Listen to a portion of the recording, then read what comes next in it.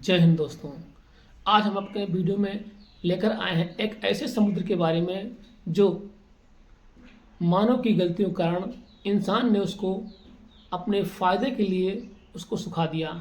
क्या आप सोच सकते हैं कि एक बड़ा समंदर, जी हाँ, एक बड़ा समंदर, दुनिया का चौथा बड़ा समुद्र, उस मानो उसको ख़त्म कर सकता है या सूख सकता है।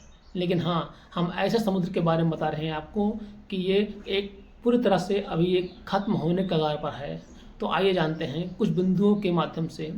सबसे पहले हम आपको बताएंगे परिचय इस समुद्र के बारे में। मध्य एशिया में स्थित एक विशाल झील जो कजाकिस्तान और उज्बेकिस्तान के बीच में था, जिसका नाम है अरल सागर, द अरल सी। कजाकिस्तान और उज्बेकिस्तान अब एक फ्री कंट्री हैं, लेकिन पहले ये सोवियत संघ यूएसएसआर के साथ थे कभी। ये तब की कहानी है। और एक समय ये दुनिया की चौथी बड़ी झील था। इसका क्षेत्रफल 68,000 वर्ग किलोमीटर था। दिल्ली से लगभग 45 या 46 गुना बड़ा। जी हाँ, दिल्ली जो आप देख रहे हैं 2.5 करोड़ के लगभग आबादी है, उससे 45 और 46 गुना बड़ा था। दिल्ली का क्षेत्रफल 1415 वर्ग किलोमीटर है, तो इससे लगभग 45-46 गुना बड़ा था। एक ऐसा समुद्र। अरब सागर की बात करें तो इसमें 2 नदियाँ गिरती थीं। अरब सागर में पानी कहाँ से आता था? इसमें 2 नदियाँ गिरती थीं, आमुदरिया और सरदरिया। ठीक, ये नदियाँ पहाड़ों से निकलकर अरब सागर में गिरती थीं और इससे वहाँ पर ये जो झील था, ये समुद्र था, इसमें पानी का बहाव या पानी आता था। लेकिन अगर हम इसके ऐतिहासिक महत्व के बारे में बताएं तो हिस्टोरिकल इम्पोर्टेंस, तो पहले यहाँ पर मछली उद्योग भी बहुत फेमस था क्योंकि पानी बहुत मात्रा में था। विश्व का ये चौथा झील या समुद्र होने के बड़ा होने के नाते इसमें जाहिर सी बात है मछलियाँ सब कुछ बहुत थी। यहाँ उद्योग, मछली पालन उद्योग बहुत फल फूल रहा था। यहाँ पर लाखों लोगों को रोजगार मिलता था। आसपास का शहर व्यापार के केंद्र थे और इसलिए इसको किसी ज़माने में मछलियों का खजाना कहते थे। जी हाँ, सही सुना आपने, मछलियों का खजाना कहते थे। मछलियाँ इसमें बहुत सारी थीं और मछली उद्योग बहुत ही फेमस था। अब ये समस्या कि जब इतना सब कुछ सही चल रहा था तो इसमें समस्याएं कहाँ से आईं? ये समस्या कहाँ शुरू हुई? तो जी हाँ, समस्या शुरू हुई है, the beginning of the crisis शुरू हुई समस्या 1960 के दशक में। यूएसएसआर, मैंने बताया, सोवियत संघ ने एक योजना बनाई। सोवियत संघ ने एक योजना बनाई। उनके दिमाग में क्या चला?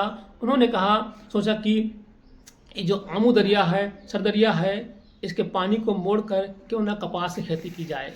तो उनके दिमाग में कहीं कपास अपने फ़ायदे के लिए कपास की खेती का विचार आया, उससे बहुत मुनाफा कमा सकें, बहुत पैसा कमा सकें और खेती को बढ़ाया जाए जिससे सागर। अब क्या हुआ? उन्होंने नदियों के पानी को मोड़ दिया, आमू दरिया और सरदरिया के पानी को मोड़ दिया और कपास की खेती करने लगे। जिससे क्या हुआ? धीरे धीरे जो नदी का पानी है समुद्र में आना कम हो गया। तो जाहिर सी बात है, जब समुद्र का पानी कम हो जाएगा तो कोई भी झील हो, कोई भी पानी का सोर्स हो, जो पानी का वो चाहे झील हो, कुछ भी हो, वो उसमें पानी कम होने लगेगा। अब अरब सागर क्यों सिकुड़ा? सिंकिंग ऑफ द एरल सी क्यों सिकुड़ा? उसके क्या कारण थे? तो 1900 ये चलता रहा। 1960 के दशक में इन्होंने कपास की खेती की और नदियों का पानी मोड़ दिया, इससे पानी कम होने लगा। लेकिन ये समस्याएं कब जान पड़ी? कोई भी समस्या होती है शुरू में नहीं लगती है, लेकिन धीरे धीरे उसका विकास होता है तो एकाएक वो सबके सामने एक भयंकर रूप ले लेती है। 1980 के बाद तेजी से इसका सूखना शुरू हुआ और 2000 तक सागर का लगभग 90% हिस्सा सूख गया। मतलब इन 20 सालों में लगभग समुद्र इन 90% लगभग सूख गया। अब ये कई छोटे छोटे हिस्सों में बढ़ गया। जब कोई पानी का सोर्स सूखता है तो कई छोटे छोटे गड्ढों में वो तब्दील हो जाता है, कई पार्ट में विभक्त हो जाता है। लेकिन इसके 2 पार्ट मुख्यतः हुए, एक उत्तरी अरब सागर और दक्षिणी अरब सागर। 2 पार्टों में मुख्यतः बढ़ गया, उत्तरी और दक्षिणी हिस्से में। और वर्तमान में देखा जाए तो 7 से 8 हज़ार वर्ग किलोमीटर में ये बचा है। कभी दिल्ली का 50 45-46 गुना हुआ था।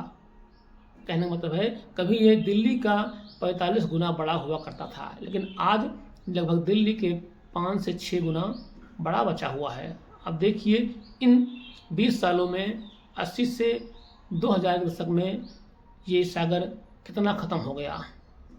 लगभग 40 से 45,000 वर्ग किलोमीटर ये सूख गया। इतना तो पंजाब का क्षेत्रफल होता है। अब हम बात करेंगे कि इस पर पर्यावरण का प्रभाव क्या पड़ा।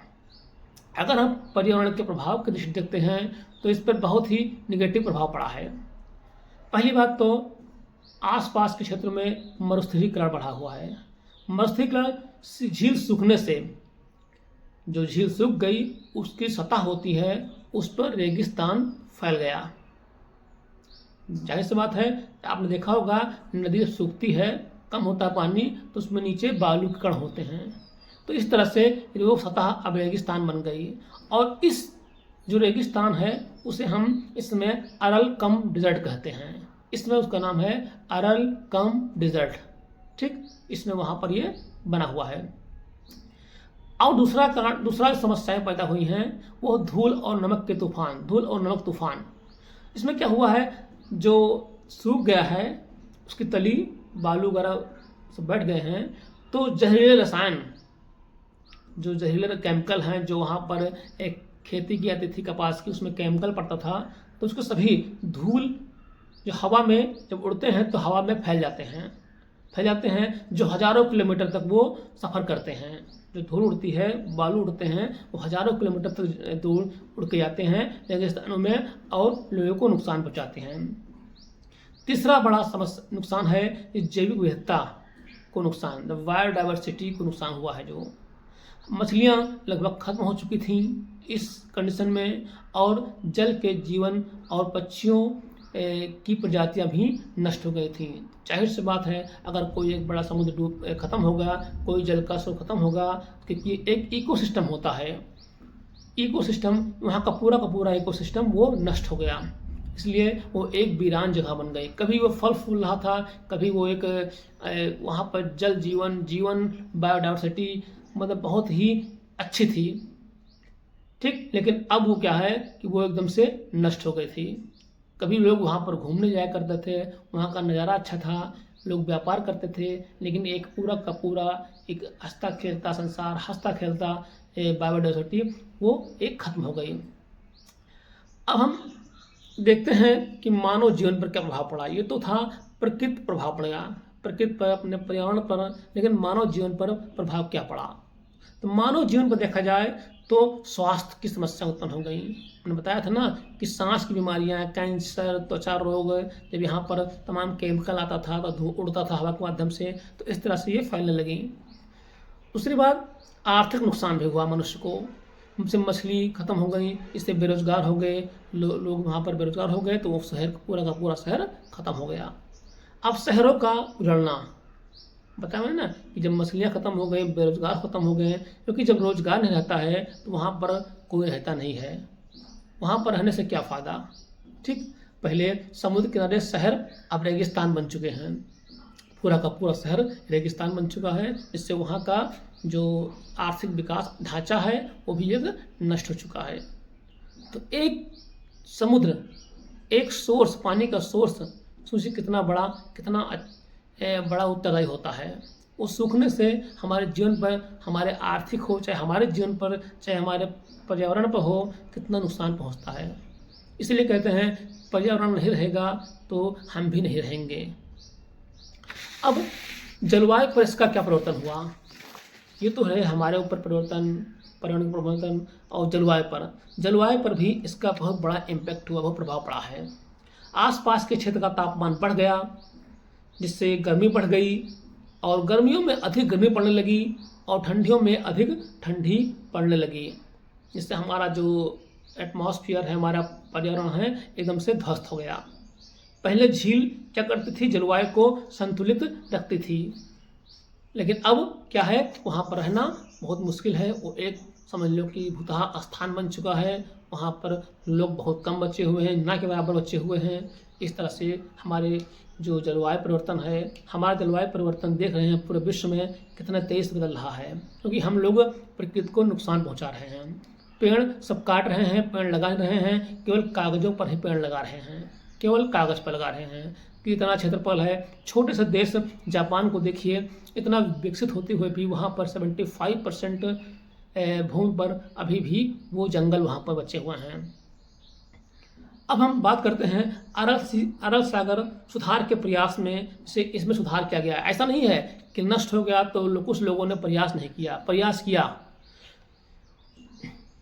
उज्बेकिस्तान, कजाकिस्तान जो पड़ोसी देश था, उसका बगल था, उज्बेकिस्तान कजाकिस्तान के बीच में था, लेकिन कजाकिस्तान ने कुछ प्रयास किए, वहाँ की सरकार ने कुछ प्रयास किए। वहाँ पर एक कोक अरल डैम बनाया, कोक अरल डैम परियोजना बनाया, कजाकिस्तान ने बनाया। जिससे क्या हुआ, जब दो भागों में बटा था, नॉर्थ अरल सी और साउथ अरल सी, ठीक है, नॉर्थ और साउथ अरल सी था, तो वहाँ दो भागों में बटा था। तो दो भागों में जो उत्तर का क्षेत्र था, नॉर्थ अरल सी, उसमें कुछ पानी बढ़ा, इस डैम के माध्यम से बढ़ा।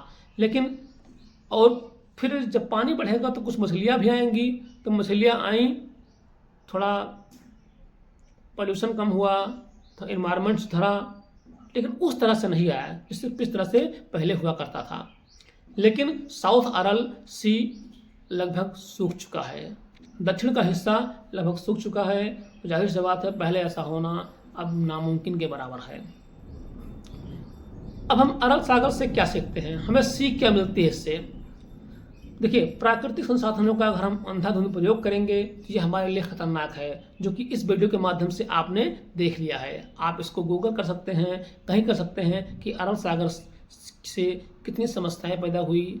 आप इसको छोड़िए, आप दुनिया में देख ही रहे हैं पर्यावरण को कितना नुकसान पहुंचा है और लोग किस तरह से परेशान हैं। आए दिन तूफान, असमय वर्षा, ये सब हुआ करती है। ठीक, अब क्या हुआ कि विकास एवं पर्यावरण में संतुलन जरूरी है। अगर हमें विकास करना है, हमें सस्टेनेबल डेवलपमेंट करना है, ऐसा विकास करना है कि जो प्रकृति के साथ साथ हम भी आगे बढ़ें और प्रकृति आगे बढ़े। जैसा कि जापान ने बताया मैंने कि प्रकृति भी रहे और हम भी रहें, तभी हम सर्वाइव कर पाएंगे, अन्यथा सर्वाइव नहीं कर पाएंगे। अब इस सारे वीडियो से निष्कर्ष क्या निकलता है, क्या निष्कर्ष निकलता है इस वीडियो के माध्यम से मैं कहना क्या चाहता हूँ? तो अरब सागर एक चेतावनी है, अभी एक चेतावनी है। अभी बहुत कुछ नहीं बिगड़ा है, लेकिन हम लोगों ने बहुत कुछ बिगाड़ दिया है और प्रकृति के साथ हमने खिलवाड़ किया है। कहने को तो और अगर करेंगे तो परिणाम बहुत भयंकर होंगे। ये सिर्फ एक झील सूखने की कहानी नहीं है, एक ये मानव की गलतियों का एक परिणाम है। मतलब एक झील नहीं सूखी है, एक मानव की गलतियों का परिणाम है। और अरब सागर यह सिखाता है कि विकास के क्षेत्र में अगर प्रजातियों को नजरअंदाज करेंगे तो प्रकृति हमें सजा जरूर देगी। तो इस तरह से आप देख सकते हैं, ये देखिए मध्य एशिया में, ठीक है, ये देखिए अरब सागर, ये देखिए आप को दिखता होगा, ये हम दिखा दें आपको, ये देखिए, ठीक, यहाँ पर आप देख सकते हैं, ठीक है, ये अरब सागर यहाँ पर। तो इस तरह से अरब सागर की एक ऐसे समुद्र की कहानी थी, ये एक ऐसे सागर की कहानी थी जो सूख गया, ख़त्म हो गया। क्यों? मानव की गलतियों के कारण।